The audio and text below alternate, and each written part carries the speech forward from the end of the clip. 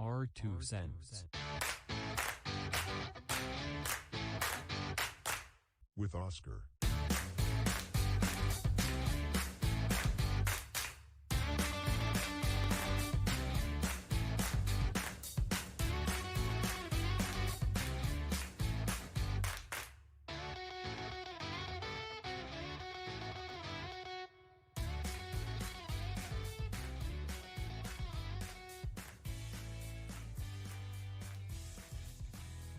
Welcome back to our 2 cents. We're doing it again here at Raxo Studios with I, Oscar, your host. R2cents.com, R2cents on all social medias. Thank you all for all your support. Please hit that subscribe button. It's free to you and it means the world to me. Moi. And now, I'd like to thank every single one of you that's maintained there while I've been gone, feeling sorry for thyself. But what did thy Lord say? Do not, I don't even know what he said. Anyways, happy National Day for you to realize that just like this podcast, our 2 cents, it is National 1 Cent Day. We're not going to celebrate 2 cents because it's an even number. Are even numbers any good? I don't know. Anyways, happy National 1 Cent Day. What does Benjamin Franklin, the face, mind your business, April 1st, and the National 1 Cent Day all have in common? The answer is the penny, which we recognize on a National 1 Cent Day. The United States first issued 1 cent coin produced by private mint in 1787. Benjamin Franklin designed it. One side, it reads, "Mind your business," and the other, "We are one." This coin was made 100% of copper, was larger than today's penny, and came to be known as the Fujio cent. Well, as a matter of fact, if there is a coin that is worthless, which one do you think it is? And I'm 100% sure you will agree with me that the penny is the worst and the most worthless coin. What is the word I'm looking for? Currency. The worst currency out of all of them. Not to say that a 5 cent is any better, because 5 cents, I don't know. Why can't we just round it up to the nearest tenth? And if we go to the tenth, why can't we just leave it at the fucking dollar? Anyways, it wasn't until 1792 that the United States Mint was first created. The coin first struck by the newly established mint were called chain cents, or flowing hair chain cents by collectors today. On one side of the coin, a circle of 13 links of chain represents 13 colonies, and the reverse was an image of a woman with flowing hair, otherwise known as Lady Liberty. It's funny that they use chains, right? What other symbolism out of that can we collect? Maybe can we tie it to slavery, right? We probably could. The 1 cent coin was reduced in size in the 1850s to make the currency more economical and easier to handle. In 1856, the mint produced the Flying Eagle cent with a wreath on the reverse side. I don't even know what wreath means. Anyways, I don't think anybody cares about the 1 cent other than collectors. Those people are weird. Do you know how much time you got to spend going through all the pennies of the world to find the perfect penny? But do you also know how much worth that penny are? There's a penny that I saw had like 5 zeros and like a 59, and had a little star on the side on the serial number on the side of it. And apparently that dollar was worth $40. So if you had 10 of those, you could have had yourself $400. You know, what do you spend your money on? What do you do with your change? What do you do with your pocket change? Anyways, but the pennies are worth money if you get the right one. And now, April 1st is the day of all of us fools. All of every single one of us fools. Happy April Fool's Day. So if you haven't been fucked with today, be mindful. It's coming for you today. On April Day on the 1st has long been a day where practical jokes and tricks are played on the unaware. It's time when children convince their parents they've broken a bone, parents get into a planning too. Classic April Fool jokes include caramel covered onions or fake doggy doo-doo in inconvenient places. Businesses launching practical or unbelievable products for a fun day, and newspaper print incredible headlines catching readers off guard. Of course, the trick to a good April Fool's prank is planning. And you know what? Vladimir Putin has been planning to prank us on April Fool's Day by saying, I'm going to launch another missile. Wait, he actually has been launching missiles. I don't know what the fuck's going on there. I hope we're all safe. There's no point in pursuing your prank if someone else beats you to it. Once the foolery has been triggered, everyone will be on high alert and the element of surprise will be lost. Some practical jokes go to great lengths to pull off their ruse, whatever that means. The more people involved, the greater risk of being discovered before the great plan can be deployed. We would be fools to think we knew precisely when April Fool's Day was originally celebrated. However, April Fool's Day shares similarities with other days full of fools, tricks, and merry makings. Some believe the day is celebrating in honor of trickery Mother Nature plays on us this time of the year with the unpredictable weather. Well, shit, talk about unpredictable. You know, on a post, somebody was saying that Arizona had the best sunsets. And when I commented on that post, I didn't realize that it was going to be a cloudy week for us here. And it happened that it was one of the very few weeks that we get that it's cloudy for the most part of the week.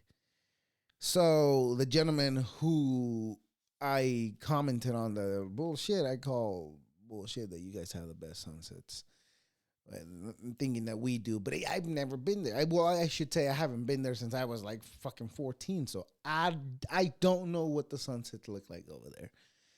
Anyways, it is April Fool's Day, so celebrate it as you will and do as you wish. Anyways, so this time around, I scheduled another conversation with a gentleman, Rik Nagel.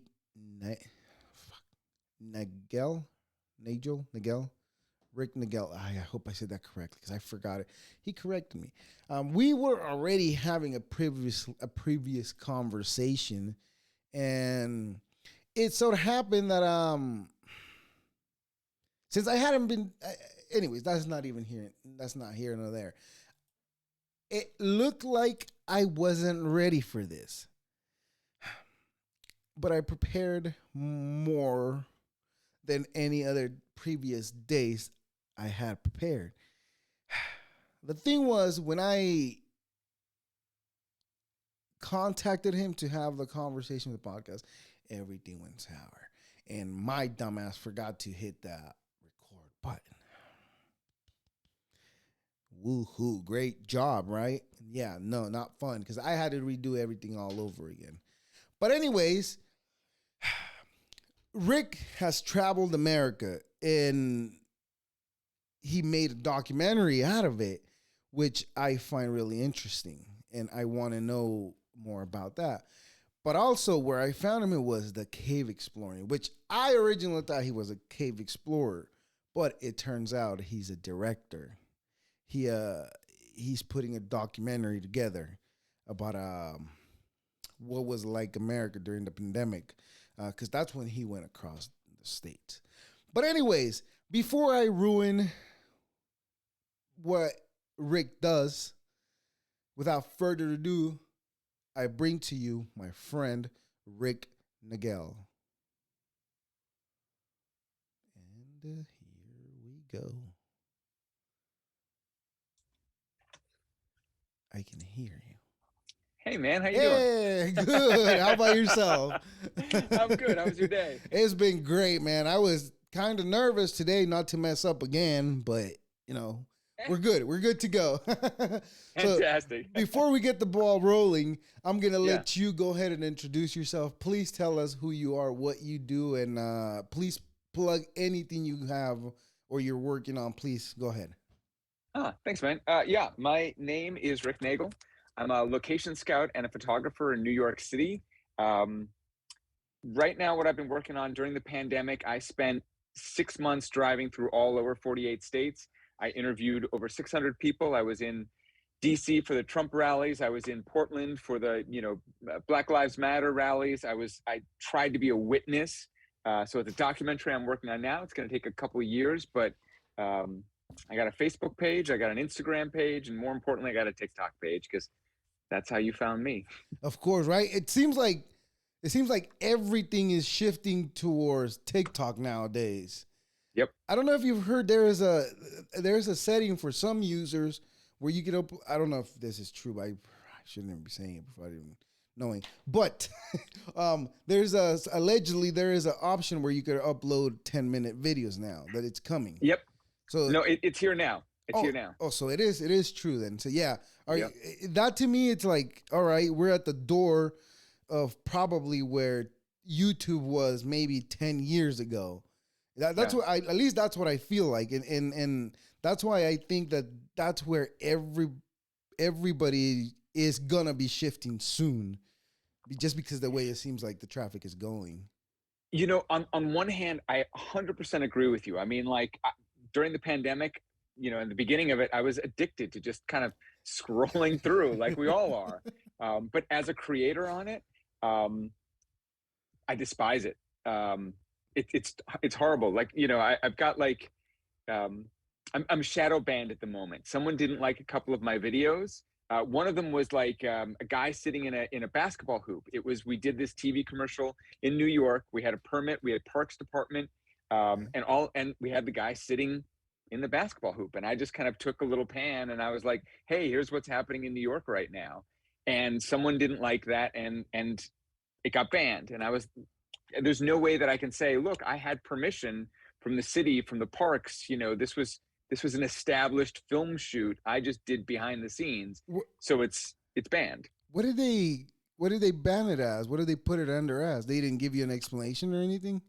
Community guidelines, and that's the problem. It's like another thing. I had a BBC, a news clip of something that was happening in Ukraine right now, Mhm. and a Russian bot or someone didn't like it, and so that got taken down. Fortunately, that one got put up, but it's like just randomly they'll take things down, and there's no way to kind of argue your point.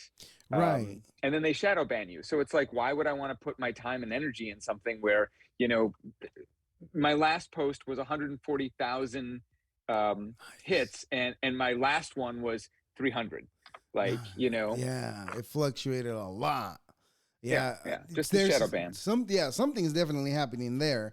That's why I get scared when I dedicate a lot of time into doing this. What I've chosen to seek for a passion. I get really scared because when I didn't know what to do and I wanted something to do, I decided to start with a meme page on Instagram, and I wasn't putting anything controversial. I just was posting just things that I thought were funny. Like for example, there was one where there's a guy sitting in front of the beach, and you can kind of see the front of his knee, but over the knee you see the tip of his toe, and it looks like a boob and a nipple. So Yeah. as he moves the angle of the camera, you see, oh, it's a foot. And I thought it was hilarious, but I got a hit. Banned. Yeah, I got banned for that. They took that post down, Yeah. and from there on, it was just like anything that was along those lines, they would say it was a community guideline, and they would just take it down until eventually it got to a point where I had already accumulated 1,000 followers on Instagram, right? And I had been working on it for months and months and months and months because Yeah. I had no idea how the algorithm works. Now I understand it a little bit. I'm not saying I'm an expert, but I understand it a little bit.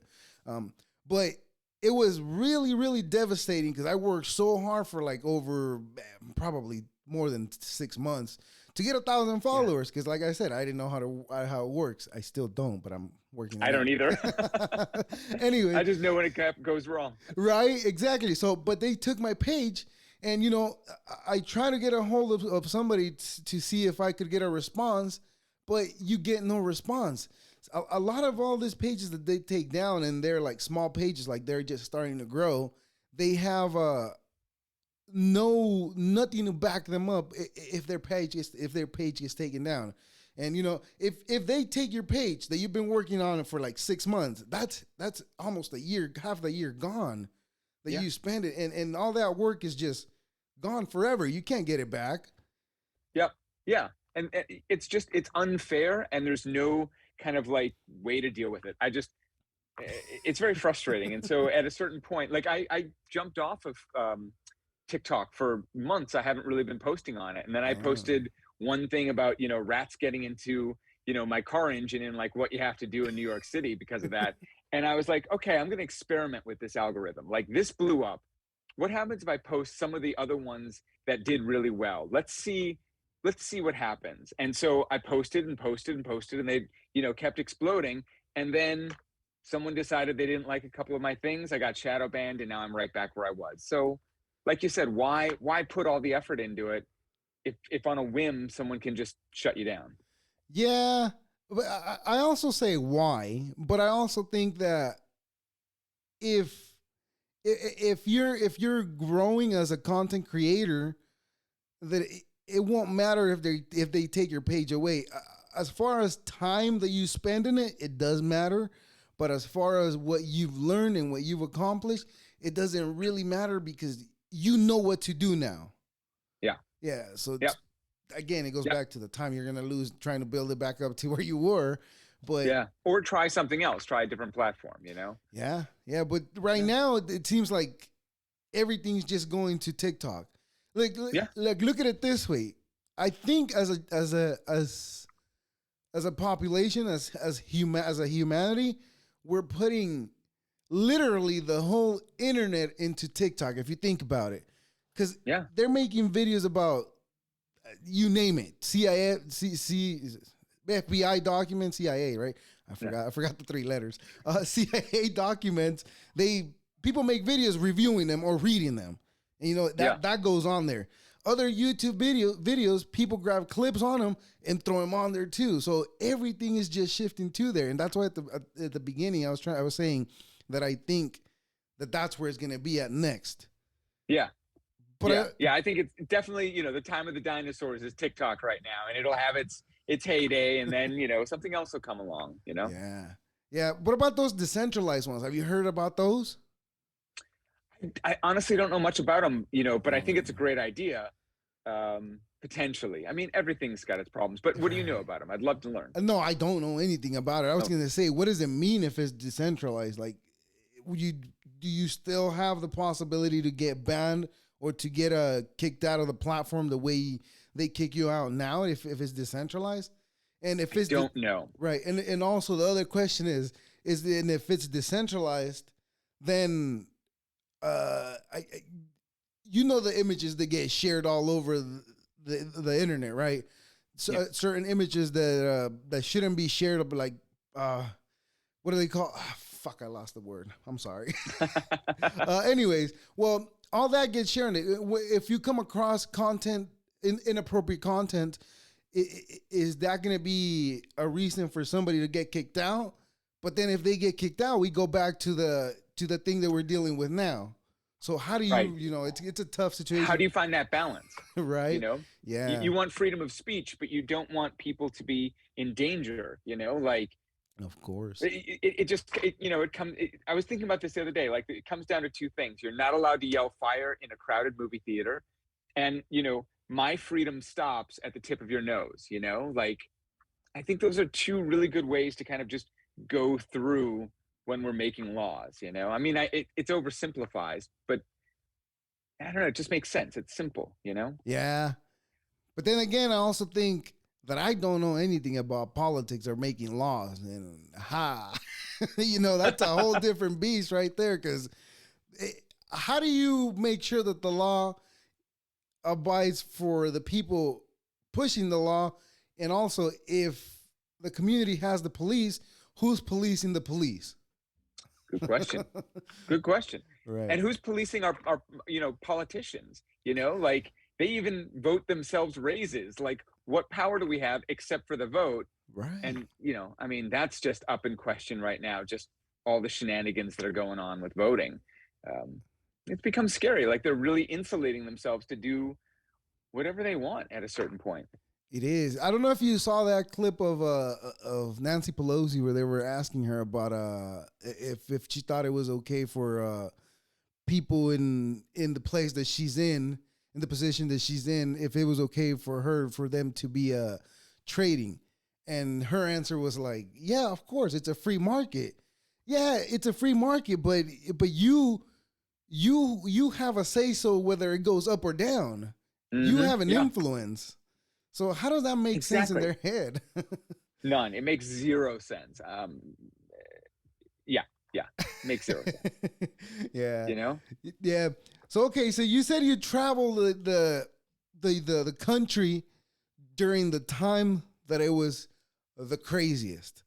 Also, I will add, at least here in LA, it was beautiful for traffic. Yeah, the whole country was that way. Whole country. Right. Incredible. Yeah. Yeah, I usually for work from the city that I live in, Riverside, that area, all the way to LA, past LA, Santa Monica, it used to take about an hour and a half to 2 hours and a half with traffic and everything. Ooh. Oh man, we were getting there in like an hour.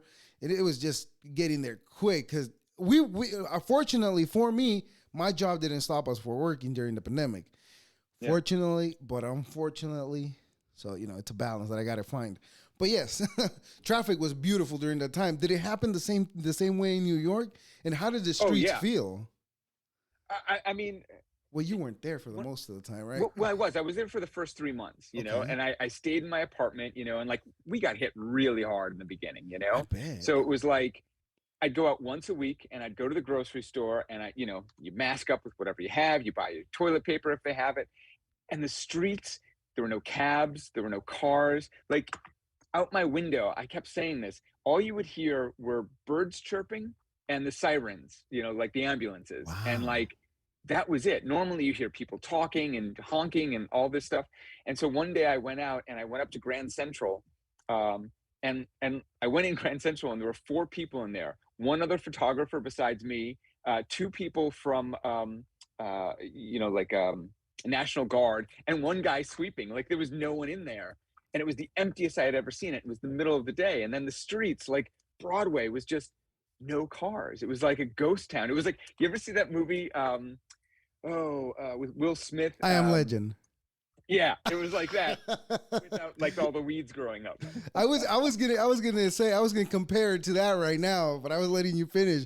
Did it feel like have you seen the movie I Am Legend? I was gonna say, but yeah, that's what I would think it would feel, especially in a big city where there's buildings everywhere and nobody's out. Nobody. I would think that you would feel an eerie feeling that a zombie wave is gonna come running at you at any corner that you turn, right? Yeah. Did you guys do that thing at 7:00 where you'd like lean out the window and bang on pots and pans? Well, is that a thing? No, at least where I live, in the area that I live in, it's more more suburban. It's not like Okay. buildings next to each other. It's like Yeah. houses, but we have yards. So, Got it. yeah, I got to flex on you a little bit. Nice. Yeah. Yeah. No, I mean, like I said, I'm fortunate enough to be in the area that I am, but I also admire people who live in cities like you, because like I was trying to explain to you last time that like, to me it seems crazy, like it's expensive to live in a city like that, but it comes with a lot of perks. Like Sure. like we were talking last time when I forgot to hit record. We were talking about the food, right? We're recording this time, right? Yeah, no, we are. I made sure twice. Yeah. So, but the food, like over here, I love Mexican food. I personally, I'm Salvadorian, so it's a little bit different, but there's a lot of similarities in the food. It's not much difference. Like per se, say I would have some Italian, which I've never had, and from what I've seen on TV and what I've seen online, it's a lot. It's food that's different from where I come from, right? Wait, Italian? You've never had Italian? Well, I've had what's called Italian from the stores, but I don't know how much Italian Yeah, that is. But I couldn't. Yeah. Not real Italian. Yeah, I've had lasagna. I don't know if that's Italian. I had pasta, but that's just the basic. Totally. But I've had the American version where you crack the sticks. I guess I just found out that you're not supposed to. I guess it's offensive for Italians, so my bad. As long as you enjoy it, Right. Yeah, definitely. I try to cook every now and then. But yeah, what about the parking though? Because like this is what I was trying to ask last time. I saw one of your videos that you're literally right next to each other. Bumper to bumper. So how do you get out of there again? It's to me it seems impossible. Mind you, I consider myself to be a pretty good parallel parker, So I well, it's ninja parking skills. It's like patience and an 80-point turn. Just like you get a couple inches. And just not caring about other people's bumpers. You just do it, and then you get out. And do you guys have the? I don't know. Maybe LA has it, but like our restaurants have started to build these outdoor shacks on the street, so that it was during COVID. Yes, they did. Which is not. It's nice to eat outside, but it's taking up parking that was already strained. So like now it's just cutthroat here. It's just cutthroat. Huh? It's crazy that I hear that from the city that you're living, because over here is a different experience. Because, like I said, houses have yards. There's businesses have driveways, right? And businesses have businesses have parking lots too. So they only take maybe like the parking lots that are at the front, but the rest of the parking lot it's like go ahead and park right there. So they did set up shop outside that was the same way, but it was more doable for businesses here than it probably was over there, because like you said, the parking, now people had to walk. But for the most part, people in New York walk, right? They do, but the other thing is during the pandemic, a bunch of people bought cars because they didn't want to be on subways. Because when you're on a train with like 100 people and 5 of them aren't going to wear a mask because they don't want to, and you don't know who has the virus. Like that's why it was spreading so fast in the beginning, is because we're all pushed together. So everyone went out and bought cars that could. I already had one for work, but more cars, less parking spots.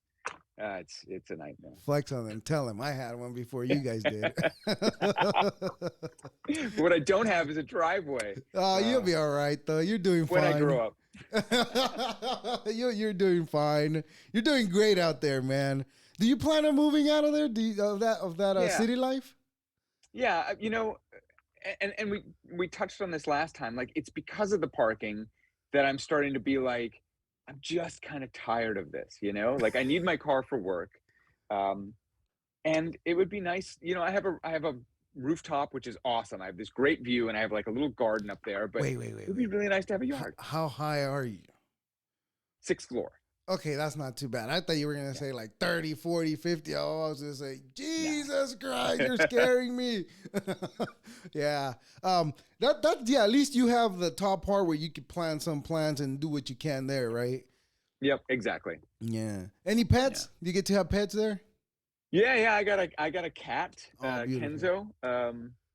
I didn't ask for him, but I got him, and he's awesome. But yeah, there was this woman who was going through she was going through a bad divorce. I didn't even know her. She was a friend of a friend, Okay. and my friend said, "Hey, she just needs someone to watch this cat for 3 months. She needs to go home to Paris, with her daughter and her mom, just to get her life in order. She'll come back and take the cat." I met her. I'm like, "Do you promise? Do you promise to take the cat?" And she's like, "Yes." So 3 months later, she calls me back and she's like, "Hey, we have a problem." I'm like, "No, no, no, we don't have a problem. You have a problem." Cut to 5 years later, I still have the Well, cat. those 3 months, right? But the cat's wonderful with you. Any problems with it or?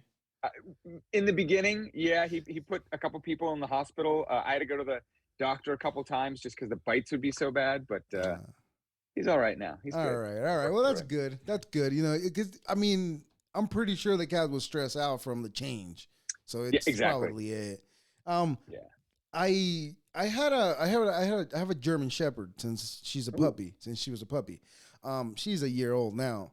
But 3 months ago, somebody gave me an American Bully, and Oh, yeah. he's a little older, maybe 4 months older than her, but he was already a year when I got him, and when I brought him home, I had the German Shepherd and a small male Chihuahua that my sister she couldn't keep it no more, so I was like, all right, I'll Huh. take it to my house. That's fine. Well, when I brought this other male, the American Bully, oh, he did not get along with any other male. Because the guy that gave him to me, he's all like, oh, he eats too much and he fights with my other male. So he's all like, so I don't want him and I don't want to send him to the pound because, he's a nice dog. So I was like, all right, I'll take him. Give him to me. I'll take him home. He's like, yeah, grab him before my kids see that you're taking him. So I grabbed him and put him in the car fast. So I brought him home. Oh man, he went at that small dog. I couldn't get him off Really? of him until it's horrible to say that I had to grab him by the throat for him to let go because he wouldn't let go. He had that Yeah. jaw on him and he was just shaking him and shaking him, and I was just like Ah. grab him by the throat until he let go. So I told my sister, "Yeah, you gotta take it back to small dog because this guy's gonna fuck him up because they wouldn't get along." Until then my sister took the dog back to her house and it's fine. The dog's here. I really wanted since I was probably since I got out of high school, I always wanted an English bulldog, and I came across this American Bully, which is about the same size and about the same amount of slobber, so it was all right. Wait. So you now have two dogs Yes, I have and a chickens and rabbits. yes. Yeah, fortunately, like I said, I'm fortunate to live in a place where I have a yard too. Yeah. Yeah, but and for dogs, I just love dogs. I mean, that's just I got the German Shepherd because I was like, when I moved to a house, I want to have a guard dog at least, because I have too much, and I hate putting myself in this category. I don't know why. It's just it is what that's how I am. I have a lot of anxiety, I guess, and I just realized this, and I'm only saying this because my sister told me, "Oh, you have anxiety." And I was like, "Well, I guess I do," because I worry about everything. When I'm at work and I'm not in the house, I'm worried about what's going on over there. Are they okay? Is the house on fire or what is going on? Are my kids at school fine? Or somebody bullying them? All that's going on me on my head at all times until they're at home with my wife and my kid. I can relax already. But while Okay. they're at work, there's something like always worrying me. So that's why I think I have anxiety.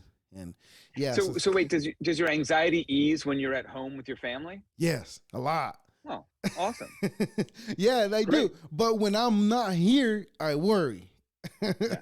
Like I said, I hate putting that title on it, even though because the only reason I hate putting that title into what I feel, it's because I understand that there's people that are going through uh more horrible things in life, and I'm over here like I'm worried about my kids at home. They're fine at home. So that's why I hate kind of putting that title on how I feel, I guess. Maybe. Well, I mean, I hear what you're saying, but like, if that's what concerns you, then that is your world of concern. Like someone may have something that's technically worse, but is it really? It's what you're feeling. Right, It's right. legit. I understand that. Yeah. I understand that as well. Yeah, yeah. So let's get back into the subject. Okay. Nah, there's no subject here. No, what I wanted to ask you was about the caves. Only I know I asked you this already, but I messed up the audio, so I'm gonna ask it Yeah. again. Where I found you on your TikToks was you were exploding. Yeah, look at you being a pyrotechnician there, exploring a cave in Death Valley, and so I thought you were a cave explorer at first until I went back to your page and I realized, wait, he's not a cave explorer. He does something completely different than what I thought he does, which is what you do is interesting as well because you went across the country literally and you talked to all those people, which is what I'm trying to do, which is I'm trying to talk to a lot of different people, a lot of content creators, a lot of people that do different things than I do that I find interesting. Yeah. What is your perspective of the country being in the situation that we just went through now that you have walked across the country? Well, Not literally walked, but like traveled, I should say. yeah, yeah. There's a couple takeaways that I have. The first one is that most people are really pretty decent people. Like I met a couple not good ones, but like the majority of people are just good. I think they're genuinely good. And like, we talk about like division between West Coast or East Coast or this state or that state or, this, political party or that one. But like when you actually just talk to people and you don't talk about where they're from or what they believe in, like everyone seems to be able to get along. So the first thing I realized is that like Americans, like just people are good. People are good. And I don't think that we hear that on the news enough. And the second thing that I learned is we Americans as a people, for the most part, are entitled. We have so much. We have freedoms and safety and, food and technology and entertainment and opportunity. We have so much in this country. And instead of being grateful for it, we think, well, it's our right. And it was just an interesting thing when I would start to interview people. Like one of the questions I asked is, what does it mean to be an American? And the number one answer that I got was freedom. Freedom. Now, how do you define freedom? And that's why I was thinking about the thing where my freedom stops, when at your nose. If I want to swing my arm, that's fine as long as it doesn't hit you. But everyone has a different idea of what freedom is. Right. And we're not talking, we're not trying to get along about it. We're just being like, I deserve this. It's mine. I'm American. And I think that's ripping the country apart a little bit. Yeah, the sense of the you're entitled to it. It's a very it's a thing that destroys everything that we've worked for, I guess, as a whole country. And I say we because I pay taxes. Shit, I'm gonna include myself there. Yeah. Yeah. But it's a thing that is destroying the country because when somebody feels entitled to, then the other person's gonna feel entitled to stop them from doing whatever the other person feels, right? And I don't know if you've been paying attention, but I forgot the name of the guy that did the study or a scientist. I forgot, but he said that mostly all civilizations by the end of their reign, they stop focusing on everything else and they start focusing on sexuality. Like the same, it happened with the Romans. It happened with the Greeks at the end of their reign. It happened every single time.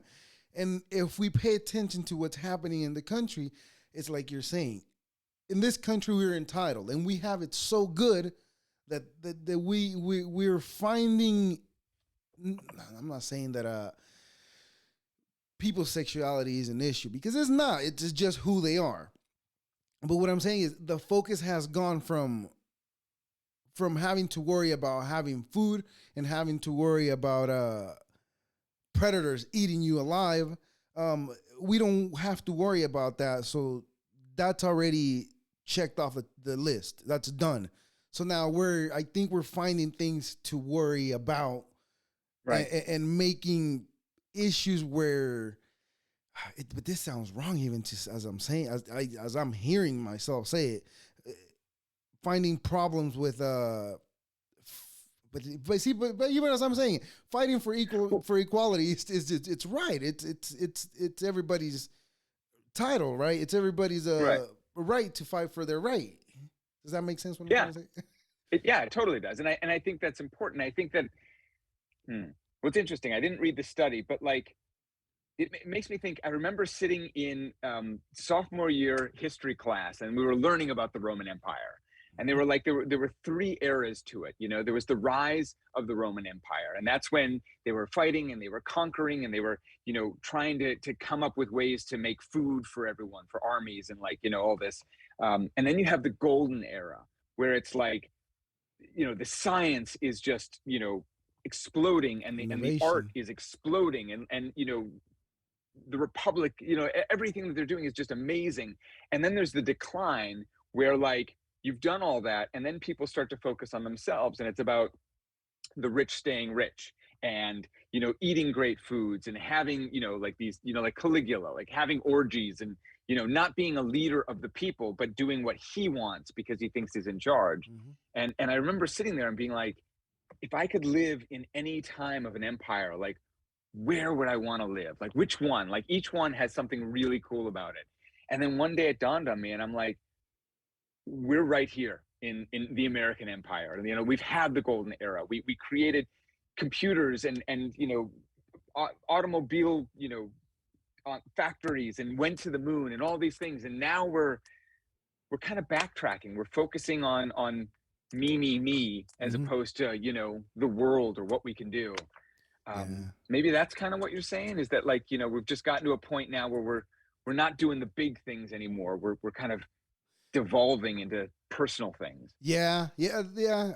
I feel like we definitely are as a society, especially in this country. I guess we've had it so good for so long, right? That now that we can argue and fight for the right of those small things that in a society that's worried about food and being hunted down by predators, that they don't have to worry about those because there's no need to. I don't know if you paid attention in right now that the war started over there in Ukraine, right? A lot of trans people were trying to get out, but I guess if they were trans male to female, but they were male still, there was no way they were getting out. They were telling them, pick up a rifle, you're fighting. So see Wow. that Oh, changed. interesting. Yeah. So see Interesting. that subject went out the window when shit got real. Yeah. And I'm not saying that it's wrong for those people to fight for their right, because I believe everybody should do whatever the fuck they want. Whatever a person that feels that way, that is that whatever they do has no effect in my life whatsoever. And I think that's how everybody should view it. Whatever they're doing, why do you care? You know, that's really interesting. I hadn't heard that before, but it's Yeah. fascinating. Like there's a debate going on in this country right now. I'm sure you've seen it, about like trans athletes. Like, should they be able to compete, you know? And at the same time, we're having this conversation, which is whatever. At the same time, we're having this conversation that in Ukraine, you're saying that trans people are, you know, the question is, do you pick up a gun and do you fight for your country? Like the level of those two discussions. But again, like, I Well, guess it all comes down to, you know, they have bigger problems, so they have bigger debates, you know, right. like, Yeah, because um, you know how they got out all yeah, women and children out of the mm, country? yeah, Well, people who had transitioned to women, they they told them no, get in they're line, pick up staying a to fight. rifle. Yeah, That's really interesting. yeah. I got to read up on that. I'm not even sure how I. But you know what? You know what's crazy though? There's other things that I think that don't deserve as much light, that have gotten more light. When a subject that's important, the subject that's of that nature, that seems to be important to us here as well, just to see what's happening out there. That's why it should be important, and we should look at it. What happened here. Oh well, okay, that's happening there. Agreed. I feel like it should have gotten more light, but it did not get as much light as it should have. Yeah. I guess it's what I was trying to say earlier. It's like when problems are there, those kind of problems, they go out the window. And I keep saying problem, but I keep seeing a problem with calling it a problem. Issue? How about issue? Issue. That's a better word. Yes, it's an issue. Yeah. It's an issue that needs to be discussed. At least in this country, what would you do? What would we do? The controversy with that, with the trans issue, you're talking about the Penn State, right? Is it Penn State, the swim athlete? Yeah, I mean, I've just heard a bunch of people talking about, like, should trans athletes compete against, who should they compete against? I honestly haven't paid a ton of attention to it. I'm aware that it's a conversation that's happening. But I haven't put a ton of thought into it. Right. I haven't put much thought into it. I just, like I said, people should do whatever they want. But when you have people that have been working, that are, but see, even when you say that are legitimate women, people take it wrong when you say that. But what are you supposed to say? Like, even the language is cis female, like born a female. Okay, well, maybe that's cis female. Okay, well, I lost my train of thought. But anyway, go ahead. I'm sorry. No, you were saying that if a cis female has worked her whole life to get to a certain place. Oh yeah, I believe that it's really unfair for a transgender female to jump into that same competition that cisgender females have been born into. It's a lot different because you and I have gone through a stage where we get bombarded by testosterone, and that makes a big difference between a cis male and a cis female, right? It makes a big difference. So when you put a person that has been a male for a good portion of their life and you put him into a competition with a bunch of cis females that have been females all their life, you put those people at a great disadvantage. Because, like I said, I understand what testosterone does to a male because you and I have gone through it, so I could say I understand. And it's not the same thing that estrogens the estrogens does to a female. So it's a lot different. Bone density, strength, and all that goes included into that. And they don't take that into consideration. I feel like they just take the feeling of the person into consideration. And so what's the compromise then? Do you have like a special, like if you're going to have a sporting event, like you have, traditionally you have the men's team and the women's team, do we now have a trans team? And then would that be divided up between, like how do you, what do you do? I don't know, but I think it should all be fair. And I would say I would agree with making a whole new division for trans people. But the problem with that is there's not that many trans athletes. Right. But if they made that league, a trans league for whatever sports, I'm pretty sure that a lot of people that are trans will feel like, oh well, there's a league for me now. Now I can participate in a sport that would be fair for everybody. Yes, and on one hand, I totally agree with that. That seems like the logical thing. The next thing that pops in my mind is like, the whole separate but equal that we dealt with, in the 60s with race relations. Like, is that then the equivalent to this, where, oh, you can do sports, you just can't, like it's complicated. I think that's why I haven't like really thought about it too much, because it's like I see every point and I don't see a clear. Oh man, for the most, life is tough. Right, definitely is. For the most part, I think I'm right. No, I'm just kidding. Fair. No, I'm just kidding. No. But it makes sense to me. I mean, like totally logical. If I worked my whole life to get to a position, and then someone comes along and has an advantage, how is that fair to me then? Like, Yeah.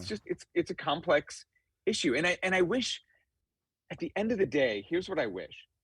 I wish that people would just talk about it like we are, as opposed to being like, well, my way or the highway. And I feel like so many sides do that we don't get to the point of being like, well, let's talk about all sides and let's see if we can come up with something that does work, Like that's what I think I, America and the world needs right now. yeah, I think the problem is that conversations like the ones you and I are having, they don't get much light. Only Yeah. the conversations that are like either positive or negative are the ones that get light. There's no conversation that it's in the middle. Yeah. It's hard to find that because it's like police videos. Like there's so many interactions with police every single day, and most, at least 99% of those interactions are all positive. Right. But just that one asshole that ruined it for the whole, at least not the whole, but all the departments. That's just the one asshole that ruined it for all the departments it's what made it seem. But also, I also think it's a brotherhood, and they'll protect each other no matter what, because it's like I said, it's a brotherhood between them. If you're a cop in a certain city, you see another cop from another city, like, oh, it's your brother, because it's a brotherhood. Yeah. Yeah, but I also think about that. I mean, it's a vast majority of subjects that don't get light. Yeah. But if they do, they get negative light, and it seems like that's what that is. It's negative. And it's interesting, like you brought up that topic, and it's a hot topic, and I have thoughts on both sides, like because of my job, I work with police, and so I kind of understand. But on the other side, I see police not policing the police, and a lot of bad stuff happening, and it's almost like I'm afraid to say I don't know what the answer is, because both sides will hate you then. They're like, well, why aren't you doing this and why aren't you doing that? And I think that we just need to start conversations saying, I don't know the answer, but maybe if we talk, we can figure it out. I definitely, talking will get you the answer, but I also think that better qualified people and Yeah. make the job more desirable. No, Yep. and with better pay, obviously. And what is it like? What is the academy like? It's like probably 6 months, and then you're out in the street, something like that, right? With a gun. Right. It doesn't make sense Yeah. for a really important job, and to just pick somebody and just give them 6 months of training and you're out the street. I think, and this Andrew Young said it on the Joe Rogan podcast. He thinks that all police officers should have some martial arts, at least a purple belt in training. Discipline, yeah. Because that'll give them a certain amount of discipline and a certain amount of confidence where you can defend yourself without pulling the gun. Because and you should also have 3 years of college training towards it. I mean, that's what they do in like a lot of the Scandinavian countries, so that you're learning about mental disorders. You're learning about interpersonal tactic and stuff. And the other thing that kills me is, why do bankers and celebrities and sports people make so much money, and our teachers and our cops and our firefighters don't? Like, how is that? Like, okay, I'm not saying we shouldn't pay an athlete some amount of money because they're great at what they do, but let's pay cops really well. Let's pay teachers really well. I think if we started doing that, we'd have a generation coming up that's just healthier and better, Like, it's just ridiculous to me who we pay a lot of money to. I it's gonna sound horrible what I'm gonna say, but I wasn't paying much attention to the class size of my kids, right? And now we're talking about teachers. I wasn't paying attention to the class size of my kids. I was paying attention to what he was doing in class, but not the class size, until I was having a conversation with my oldest, and I asked him, how many kids are in your class? And he's like, oh, we have 28 kids. And I was like, how many teachers are in your class? He's like, just the one teacher that you know. So, and that in my head, I was like, well, how much learning are you really getting? I mean, and because my kids do good. They do good at reading, because since they were small, I've been reading with them at night. Like when I put them to bed, I read with them. Well, not no more, because I come here and do this. But when they were smaller, I got them into that habit of reading before they go to bed. So fortunately, they still have it. My oldest is 10 and my youngest he'll be 8 in May. But they still do that.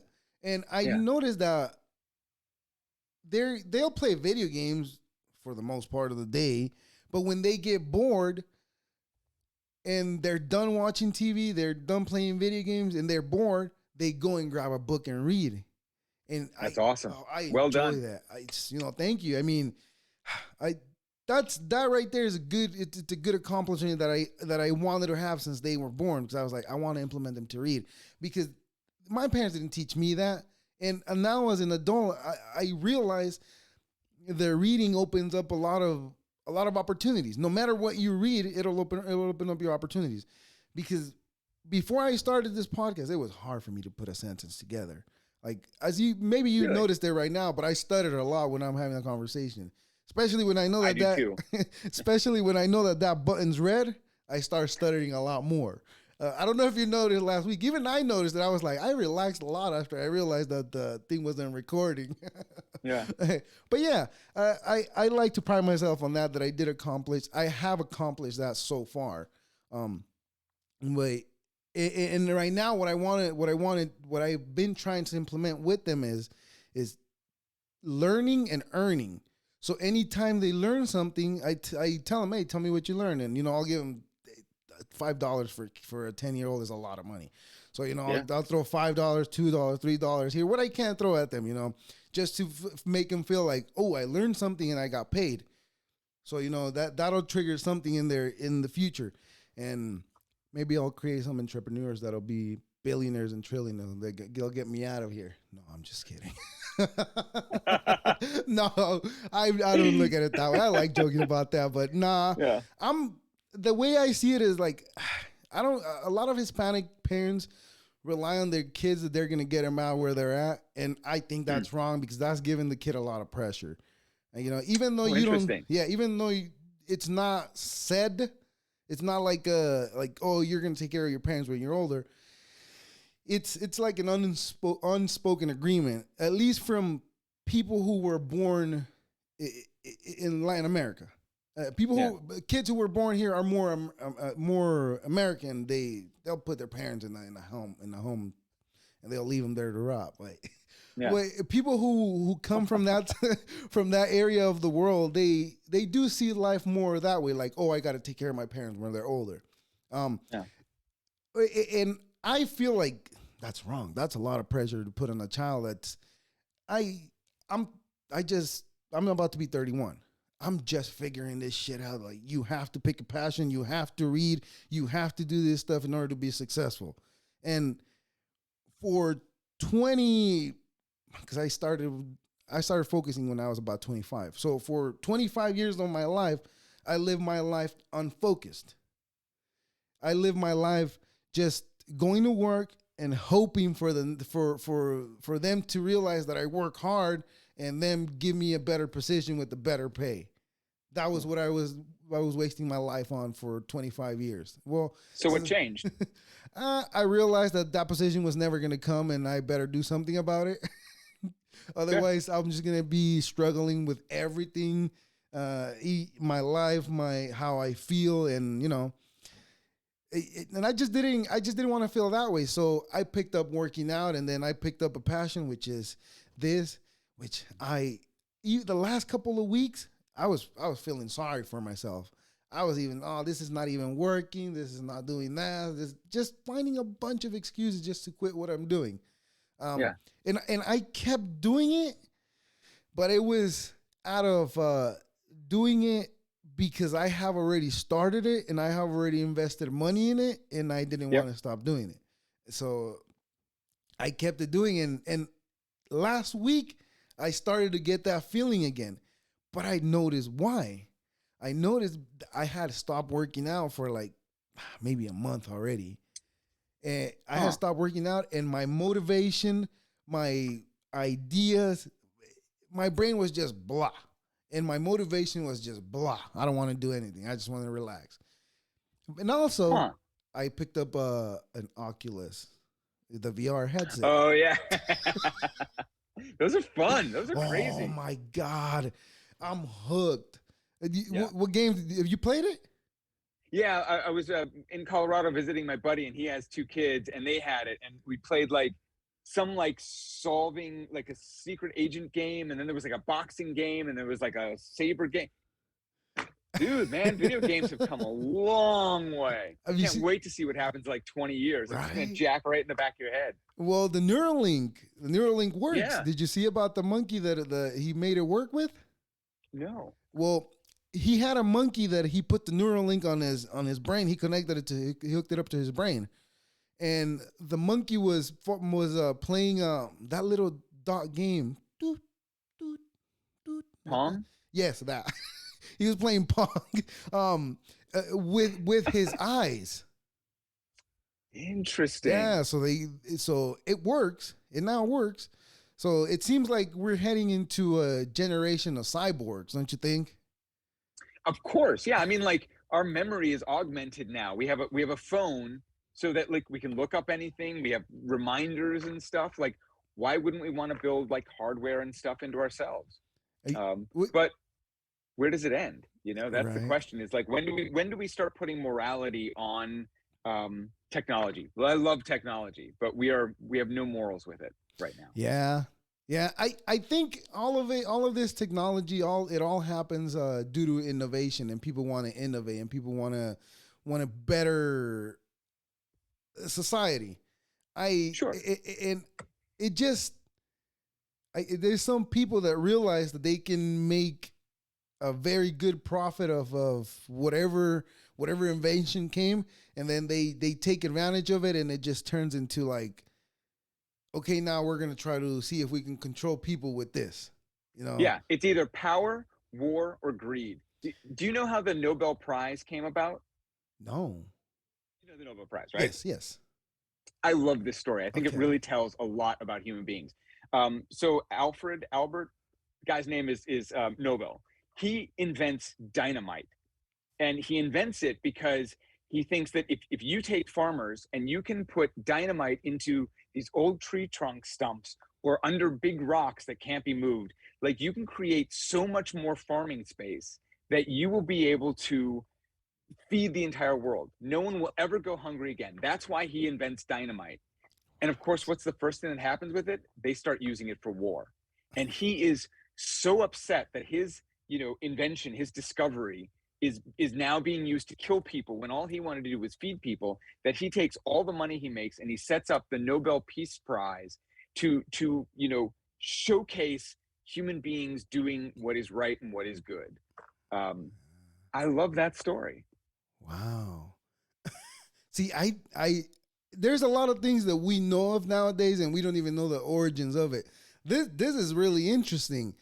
There's a person that invents something, and like you said, like I was trying to explain earlier, somebody else picked it up to do horrible things with it, and Yep. this person gets mad and then just tries to turn it back into something positive, which Yeah. eventually it did turn into something positive, but a lot of those people But not go ahead. yeah, not compared to how many people have been destroyed by the explosives. Same thing with the atom bomb. Like the guy from the Manhattan Project, what's his name? I can't think of it, but he went crazy and spent the rest of his life trying to be like, Didn't this he? is the worst thing that human beings could have ever done. He said, "I am the creator of death" or something like that. I think Yeah, that was a yeah, quote right. of him. Yeah, I think that was a Yeah, quote yeah, from him. Yeah. yeah. Well, Rick, we've been talking for an hour already.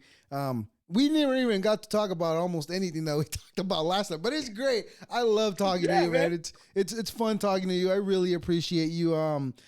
Please go ahead and plug again everything you got going on, and please go ahead and do it. My name is Rik Nagel, Riknagel. I've got a website. Go to the website. I'll put posts on there at some point to TikTok. I don't even know what my name is on TikTok, but you know what? Rick Tree. Forget posting. Like, just have a great day, man. Like, you don't need to be looking up my stuff. But Well, your I, TikTok is I Rick do have Tree. one question. I have one question before we go. Yes. What made you reach out to me out of everyone on TikTok? Why did you pick me this time? Well, the way I reach out to people is like a regular person. endlessly scrolling. I call it working, but even though, you know what it is. We know. But I call it working because it's the way I find people to talk to. Like I said, I found your video that you were going into that cave. And when I saw your video, you were going into that cave and explaining where it was. All I could think was, is he worried about ghosts or finding somebody that's gonna kill him in there? So, that was a question that came to my head.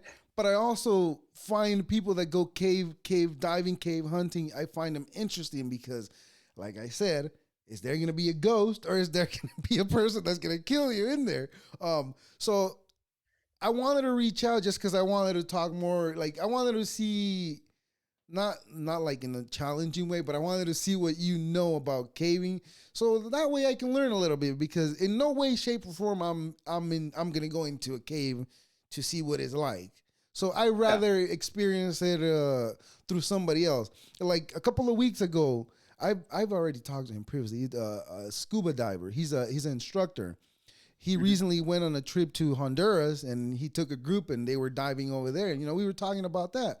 So I find interest in things that I probably am never gonna do, but there's an itch that tells me you should probably try it. Things like that, like skydiving as well as another one. I haven't talked to anybody that skydives, but I would really like to. I did talk to somebody that those people that throw the lines across mountains and they walk them.